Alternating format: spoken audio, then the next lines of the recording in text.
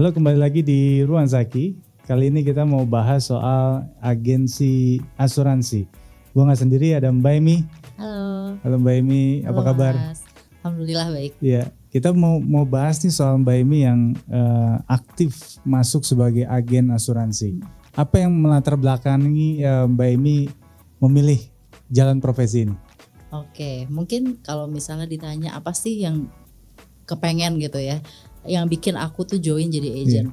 Kalau ditanya sih dulu nggak ada ya, kalau dulu ya nggak kepikiran juga gitu, nggak pernah kepikiran bahwa akan menjadi seorang agent asuransi. Sampai akhirnya aku tuh waktu itu pernah sakit. Jadi aku dari kecil memang keluargaku kurang melek asuransi lah ya.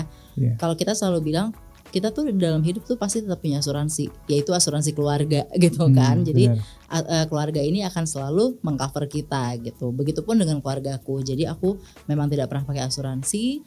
Dan kebetulan aku itu sering banget bolak-balik ke rumah sakit gitu. Sampai akhirnya tahun 2023 aku sempat sakit. Sebenarnya sakitnya simple, sakit GERD yang sakit semua orang sekarang lagi sering ngalamin lah ya. Kebanyakan kopi, kebanyakan pikiran dan sebagainya gitu. Pada saat aku lagi sakit GERD, ternyata aku harus dirawat 4 hari gitu kan. Nah di momen itu ternyata keluarga tuh udah mulai ngomong, Emi kalau abis ini sakit bayar sendiri ya. Gitu, karena aku udah bolak-balik gitu kan. Dan disitu kan aku cuma mikir, waduh kalau harus bayar sendiri pakai apa ya gitu kan. Karena aku masuk rumah sakit karena GERD aja itu waktu itu billing rumah sakitku 48 juta 4 hari gitu kan. Jadi kan aku mikir, wah ini sih bisa ngabisin tabungan gitu kan. Jadi akhirnya aku kepikiran lah, oke deh aku mau kontak teman aku yang memang agent asuransi gitu. Dan aku lihat di IG-nya dia cukup aktif, dia sering ngasih edukasi gitu kan. Jadi kan kita sebagai nasabah pun pasti pengen mencari agent yang trusted gitu kan. Aku hubungilah teman aku ini, aku bilang mau bikin polis asuransi. Pada saat itu teman aku datang menjelaskan isi polis dan sebagainya.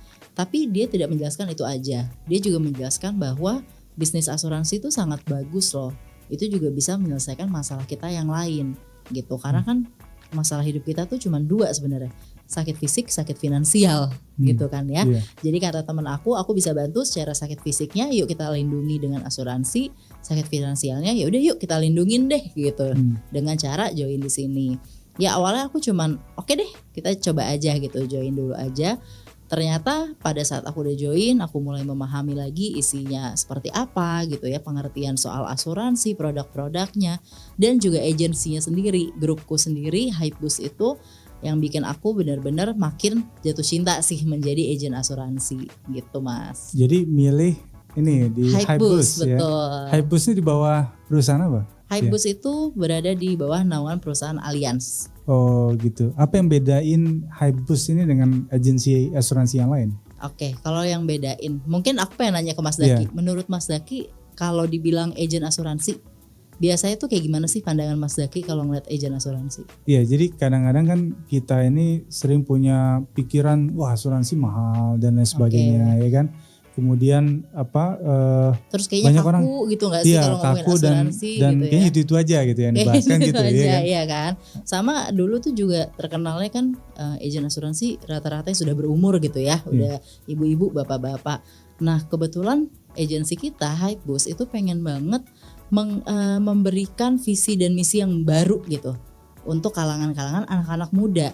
Jadi kita tuh pengen ngebikin gimana caranya agen asuransi ini tidak terlihat kaku, tapi terlihat lebih fun. Jadi pembawaannya dengan lebih fun gitu kan.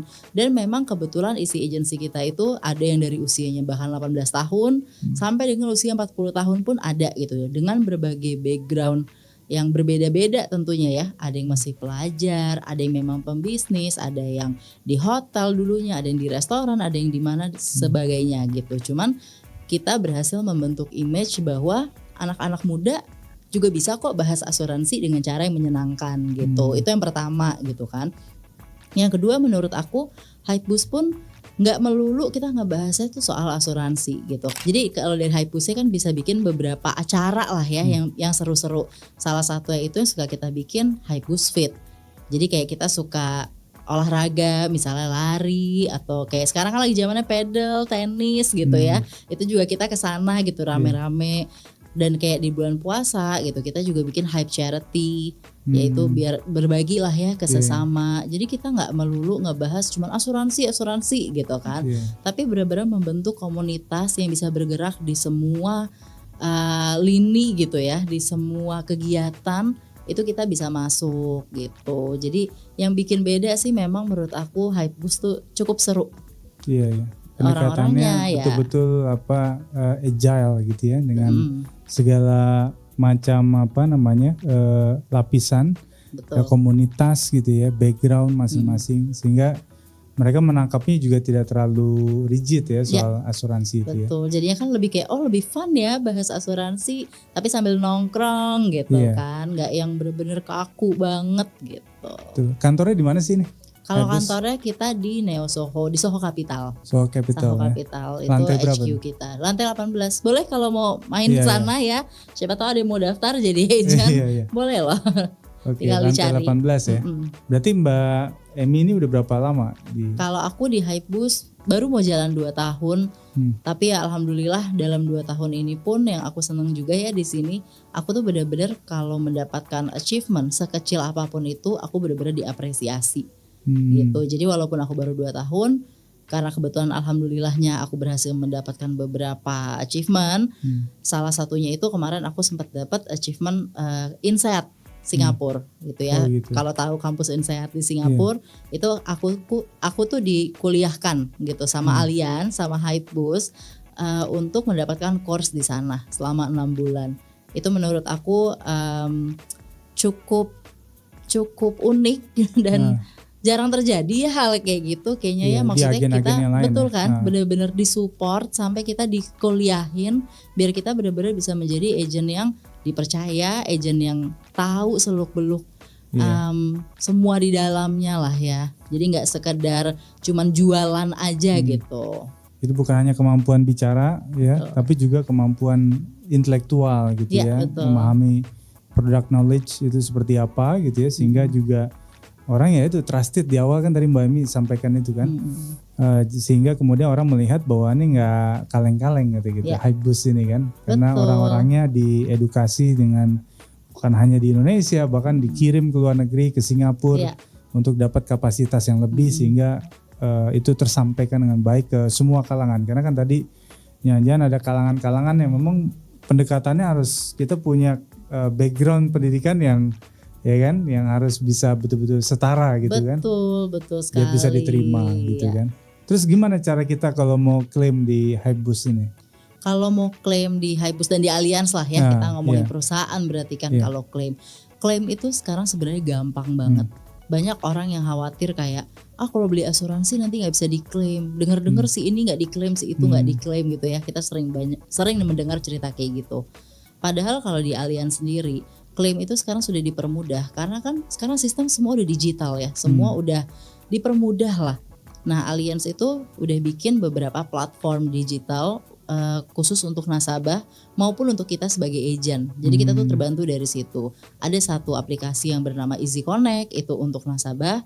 Dia bisa tahu detail produk beserta dengan klaim itu bisa melalui situ. Kalau klaim yang kecil gitu, tapi kalau klaim yang besar, let's say ratusan juta bahkan miliaran, itu memang akan manual kita kirim ke kantor. Cuman sekarang itu semua tuh bisa di-track gitu ya.